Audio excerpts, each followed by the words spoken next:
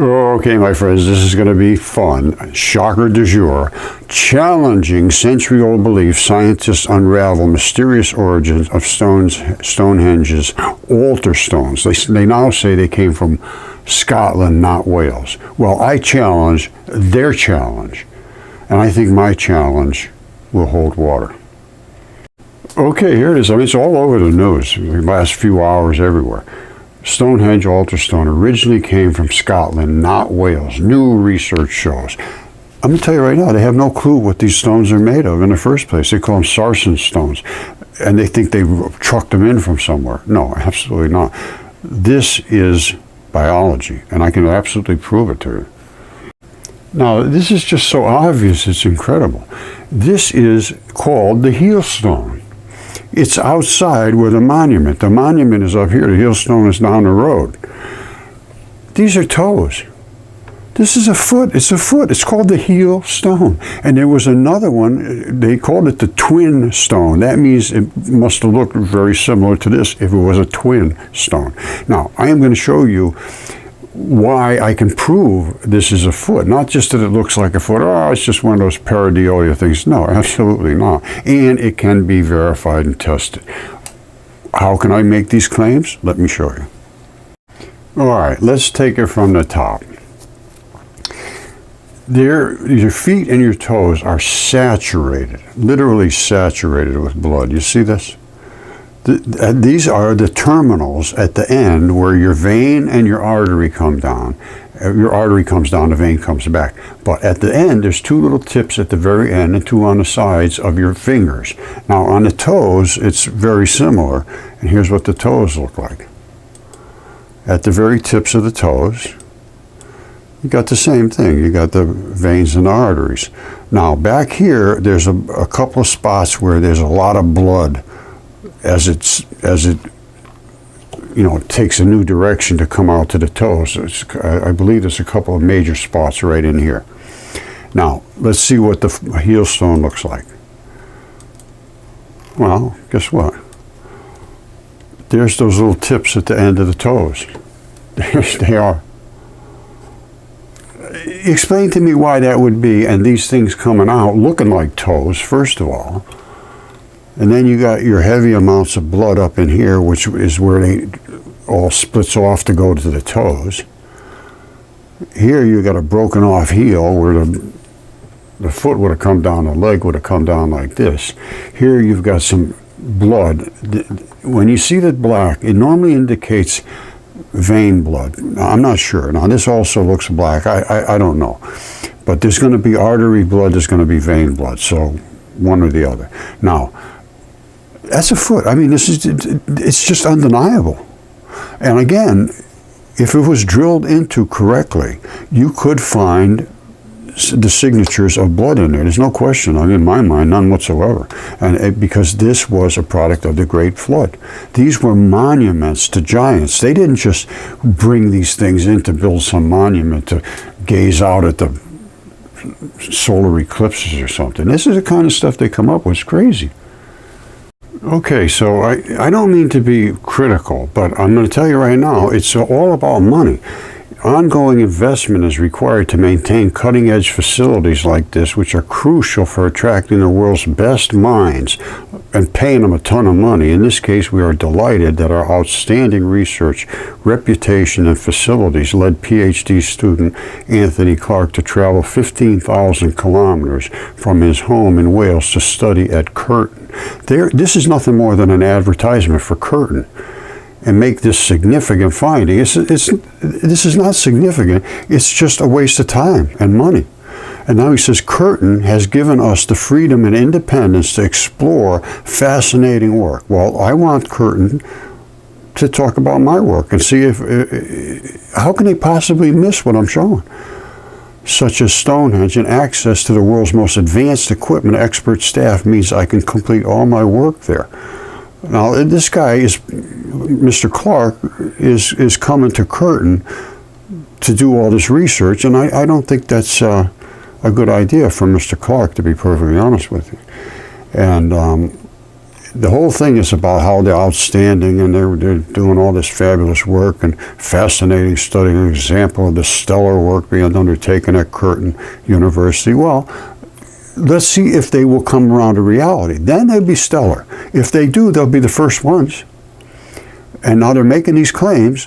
Now you just saw what my claims are, or you will see, and you're going to see them in detail, probably a lot more detail than you have already, because I have the details. I know what the interstitium is made of. I know what the membranes are made of. I know what feldspar is. I know about the aluminum silicates. I understand the anatomy. I understand the physiology, the biology. I understand the chemistry. I understand the process. All right? And this is not something that's hard to understand once you get your mind ability to open your eyes big enough to see what's really in front of them. So don't forget, this is the toes.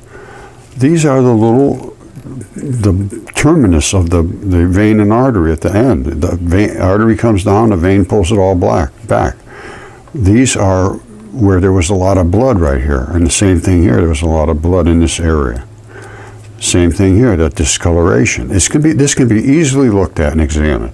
This flat spot here was where the thing died, laying flat like this, because it was in the flood. All this stuff came from the flood. The same thing with my foot here. This is what's called a no-toe. This is the side right here that was flat on this one. It laid flat like this when it died. All right? Everything I have has flat spots, basically, because they all died in the flood. That's a lung. This has been DNA tested and CAT scan, and it is 100% human, no question whatsoever. And it died in the Great Flood, boiled away all the flesh, and what was left was the lung. Now, I am in an area where all the flesh boiled off and left the body parts in pretty good shape, the lungs and organs and so forth, and even the feet. Now, feet have so much blood in them that they preserved very, very well, like lungs do and hearts. It's the blood that makes them preserve well. That's really the key to most excellent preservation. And what happened was the creatures boiled in this great flood, and most of the body, fleshy stuff boiled off and created what's called a red bed. That's the Triassic era red bed. That's the boiled flesh. And then came the gray clay, which was all the other stuff that's in the body, organs and bones and all that stuff, and forests and stuff like that. But the first thing that boiled off was the flesh, and then the black cap came down on top. And this is worldwide, so it's not one here, one there. However, I am in what's called a basin, which is almost like a bucket, and my area boiled excessively, it looks like, and then ran off. And what was left was spectacular stuff, and there were many, many, many giants. And when I say giants, I'm talking giants. Not, I think a lot bigger than, well, much, much bigger than that. Right here on my own property. And you say, oh, Roger, how can you prove that? Well, let me show you how I can prove it. I don't know if it was a giant human. I can tell you what, it was a giant hair follicle. I've shown this 1,000 times. There's where the muscle attaches right there. So your hair can stand up on end. That is the erector pili muscle right there. You see that globby stuff? That's the hair shaft. This is the root. And those two little round dots are the vein and artery. 2 inches wide hair follicle. Now that's a pretty good sized guy. Now, and it's much bigger than Stonehenge guy. All right, here's a Stonehenge foot. Wow. You couldn't have a 2-inch hair follicle in that thing. All right, but it's absolutely a foot. Now, what else about the rest of the stuff that's down the road where Stonehenge really is? Well, here it is right here. And what is this? That right there is a finger. Oh, come on, Roger. Yes, it is. It's a finger. It's just like this. Down to like here. That's the fingernail. That's the fingernail.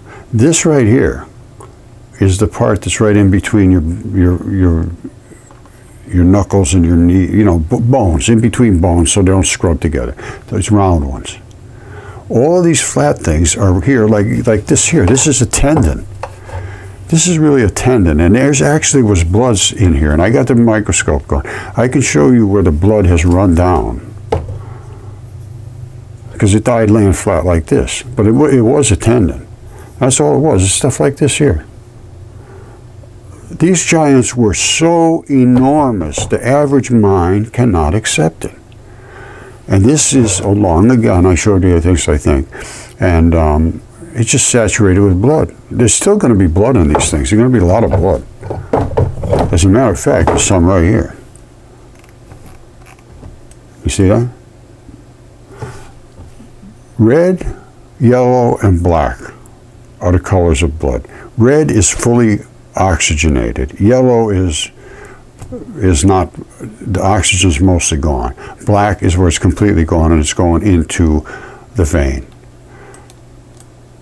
All right, now that right there was a fingernail.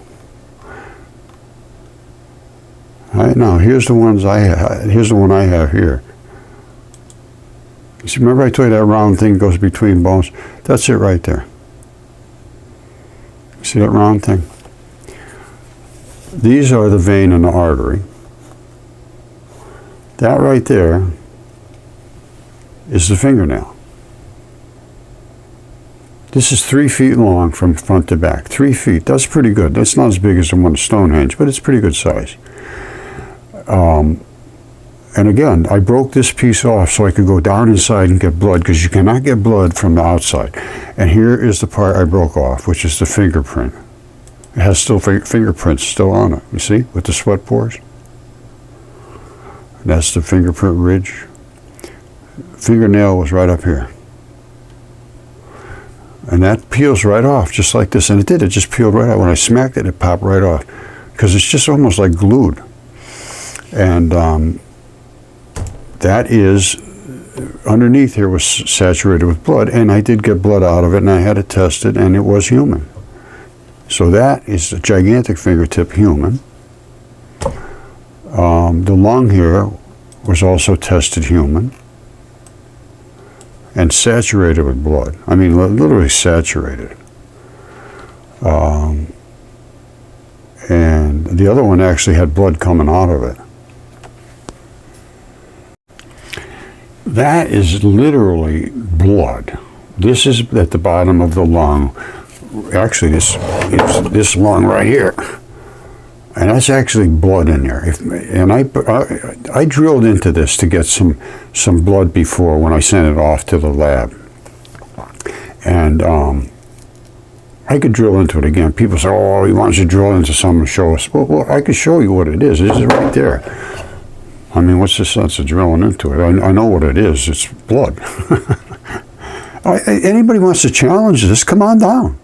I'm done doing all these tests. I had the DNA tests done, 3 of them. CAT scans, 7. I didn't have to pay for the CAT scans, thank God. Jesse Garant and Associates, probably the best people in the world, did the CAT scans for free, because they knew what I was up to here, and they were very interested, because they're scientists. Jesse Garant and Associates. Ever need anything CAT scan, they're the people. They're in the United States and up in Canada too. They do everybody in the world. They do all the top companies in the world, and they were nice people. Anyway, getting back to Stonehenge and the blood. I mean, that's just blood just pouring out of these things. Literally, some of them, the blood just actually dribbling out. What are you going to say about that? That's coming out of a lung. Once they come out of the ground and they're out of the compression of the mud, they leak right out of the bones and out of the lungs and out of all the body parts. The blood is everywhere. Blood is iron oxides. It's, oh, that's just iron oxide. Where do you think iron oxides come from? Iron is blood. The oxides are the different levels of oxygenation. Duh. Unbelievable. And these are the people that are teaching the kids. And this is so, oh, we're doing such a fabulous job. Well, you know, I don't want to rain on anybody's parade, but I'm telling you what, if you don't pay attention to reality, I have no respect for that. Well, how are you going to respect something like that? I don't mean to, you know what I'm saying? This gets touchy, because I don't mean to be nasty. But after 15 years of being able to have all this evidence, DNA and CAT scans, and it's academia right across the board that is doing this to the students and to humanity as a whole. Remember this one I showed you? I smacked that off of the side of the finger and it popped off here. That's grip skin. It just peels right off. It's made to do that. It's like a rubber glove on our hands, feet, and all that. Now here's a hand that I have. All right, I think it's 3 feet across here, and it's about 4 feet, something like that, 3-4 feet in that area. But it's a good size. Now that's the cleave. This is a left hand. Small finger goes off that way. This is a tendon, and you have one in your hand too. Lay it back like this, and you'll see.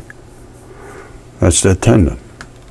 Now, this is the grip skin. See the little silvery stuff? It's peeling off right here, peeling off. That's the exact same stuff that was peeling off of that other gigantic fingertip. Although it wasn't peeling off, I had to smack it to get it off because the thing was absolutely flawless. I mean, there's nothing wrong with it at all. They fall off in these segments. Every bone is all wrapped up in its own special fascia. Like this one here, you see? That's a bone. It's all wrapped up in its own stuff. Now this one had all the flesh boiled off and just left the bone underneath. That's kind of unusual. Usually everything is there, or nothing's there. But this one is a bone, and I had other bones here where the blood just oozed right out of the bone foramens. The foramens are in there. These little holes that bring up the blood. The blood I can't get rid of blood out of a rock. It was ridiculous, absolutely insane. Whoever came up with that. That was just to fool people, and all of this has been to fool people. There was bones here and all that stuff of giants, because there was giants here not long ago. So there was some bones. My stuff goes back to when the Great Flood. And these are not bones. These are completely preserved, soft-bodied creatures. And again, this is known now by academia and just quietly suppressed. As long as they can keep hiding out, they can keep their status. It's time to not let them hide out anymore. I think I'm going to let it go at this. I'd like to just keep rambling, but I've shown this so many times. I don't know how I can show it anymore and get any more juice out of it. Let's put it that way. If you haven't seen the juice by now, you're never going to see the juice, my friends. We live in a realm now that has been created for us by academia, which is just not true. And if they cannot see the reality of what's in front of their faces, it's time to step back from academia and just say, you people have been using us. Right? You've been just using us for income. And everything is about funding. Trust me, everything is about funding. And now they realize their time is running very short. So I can't, if I was them, I would say, wow, let's embrace this and do some research on this. Let's get some funding for that research. But no, they want to get funding for the old research and just keep it rolling and rolling. It would just be confused forever. These rocks didn't come from anywhere else other than a dead giant creature that died on that property. They didn't come in from Wales or Scotland or Timbuktu. They were right there, and this was a monument to a giant.